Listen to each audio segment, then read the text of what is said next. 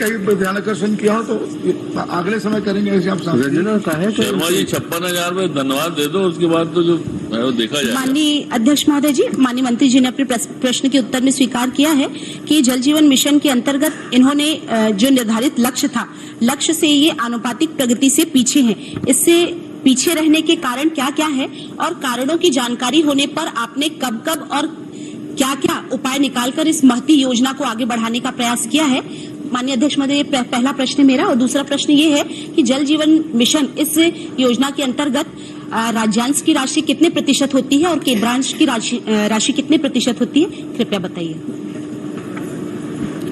सम्माननीय अध्यक्ष जी, कार्य पीछे होने का रीजन भी मेरे उत्तर में है, जो मैंने उनको दे चुका हूं। साथ ही साथ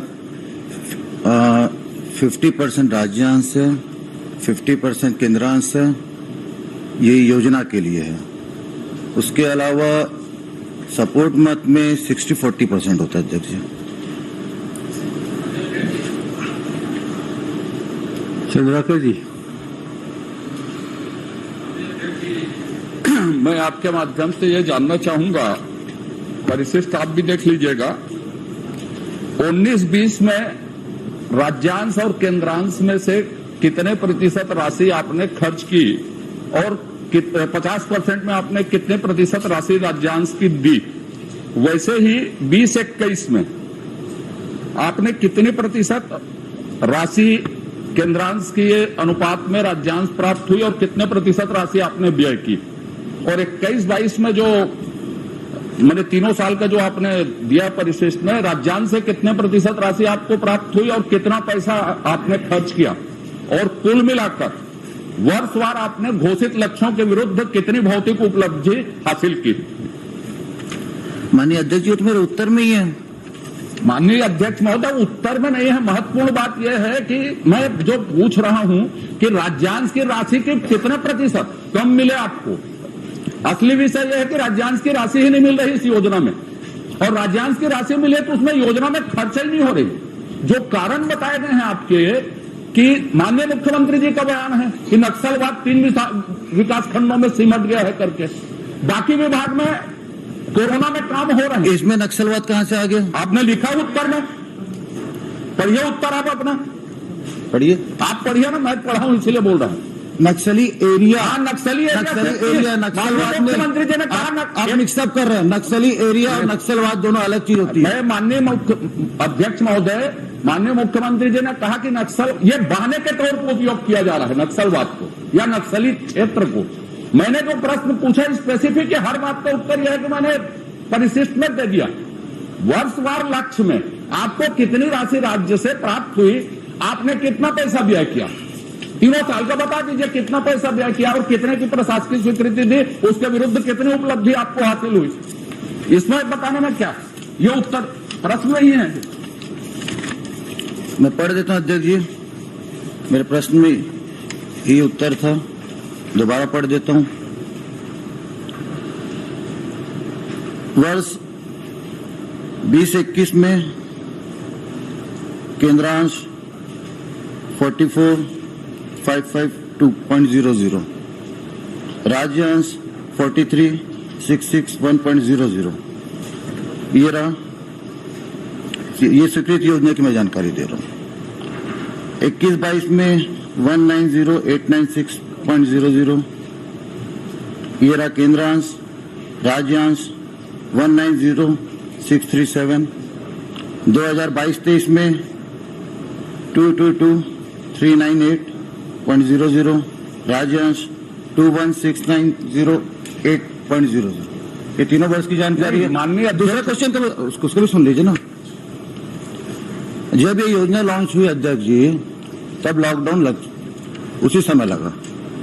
मैंने अपने जब बजट पेश किया था अध्यक्ष जी, तभी मैंने बताया था कि नियम बदलते रहे केंद्र के, जिसके एक वजह वो भी रही कि बाद में नियम बदलने के कारण ये इस योजना को लॉन्च करने में देरी हुई, चालू करने में।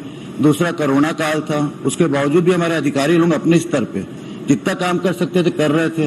और नक्सलाइट बेल्ट जो है अध्यक्ष जी, ऐसे जगह पे ठेकेदार लोग जाने को देखते नहीं है। निश्चित तौर पे मुख्यमंत्री जी के नेतृत्व में नक्सलियों को पीछे धकेला गया है, लेकिन फिर भी है।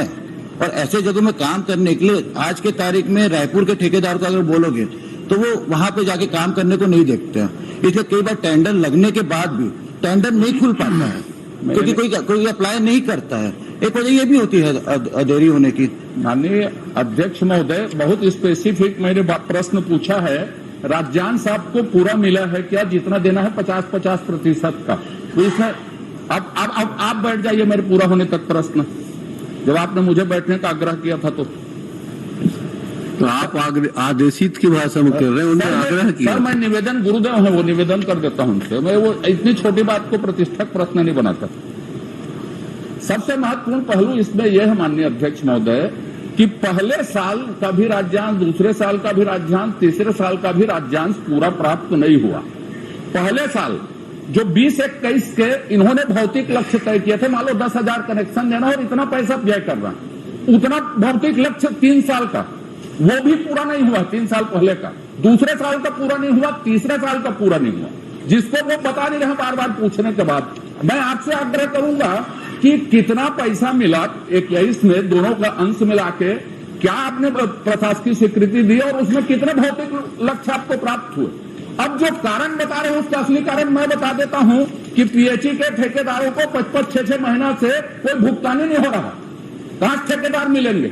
माननीय अध्यक्ष महोदय, तो यह बताने का कष्ट करें, क्योंकि सब कोई पढ़े हैं, आप भी पढ़े हैं कि 5,000 कनेक्शन यदि आप प्रतिदिन नहीं दोगे तो केंद्र की राशि रोक दी जाएगी और यह महत्वपूर्ण योजना छत्तीसगढ़ में कम होगी। और आप दे नहीं पा रहे हो, 4 महीने से रोक दी गई, उतना कनेक्शन आप प्रतिदिन दे नहीं पा रहे हैं। और उत्तर ऐसा लिख रहे हैं, छत्तीसगढ़ के गरीबों के हितों की रक्षा नहीं कर पा रहे हैं। तो आप सीधा बताइए कि आप 3 साल पहले का लक्ष्य पूरा क्यों नहीं हुआ, दूसरे साल का लक्ष्य पूरा क्यों नहीं हुआ, इस साल कोविड नहीं है, इस साल का लक्ष्य पूरा क्यों कैसे नहीं हो रहा, तीनों साल का, और इस साल तो कोई राशि ही नहीं मिली है अभी। इसको बताइए सीधा सीधे। और ये कोविड जो है हर प्रश्न के उत्तर में आता है मेरे, हर प्रश्न में कोविड इन्हीं भर के लिए चल रहा है, प्रदेश में और किसी विभाग में कोविड नहीं चल रहा। चलिए अध्यक्ष जी, मैं दे दूंगा जवाब, मैं दूंगा जवाब इसको। सबको पता है कि 2 साल था कोविड। और ये जो बोर्ड है ठेकेदार के पेमेंट की बात, बिल्कुल मैं बोलता हूं, क्योंकि पिछले 4 महीने से केंद्र ने ना पेमेंट रोक दिया था, इस कारण ठेकेदारों को पेमेंट करने में देरी हुई। अरे आपने मेरी बात तो सुन लीजिए ना, अब मेरी बात तो सुन लीजिए आप। आपकी बात मैं बहुत शांति से सुन रहा था। फिर कुल मिला के आखिरी में माननीय मुख्यमंत्री जी के नेतृत्व में यह तय किया गया कि अगर केंद्र देरी कर रहा है अपना पेमेंट करने में, तो हम हमारा राज्यांश जारी करके हम पेमेंट करेंगे। उस आगे चल के ना वाला भी क्वेश्चन है अध्यक्ष जी, मैं उस क्वेश्चन में भी इसी का जवाब दूंगा। फिर जब हमने 3 महीने का इंतजार करने के बाद जब चौथे महीने राज्यांश जब हमने जारी किया, तो उसके बाद केंद्र ने पैसा रिलीज किया।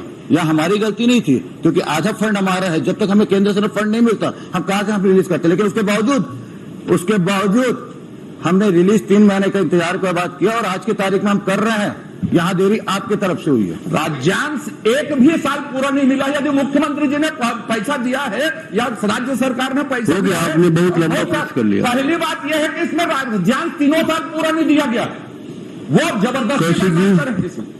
और ये योजना छत्तीसगढ़ में दम तोड़ देगी। माननीय अध्यक्ष महोदय, आपको हस्तक्षेप करने की आवश्यकता है। ये स्थिति क्यों बन रही है, इसको सदन से की समिति से जांच करवाएं। धर्मलाल जी कौशिक, ये जनहित के विषय है, महत्वपूर्ण मुद्दा है।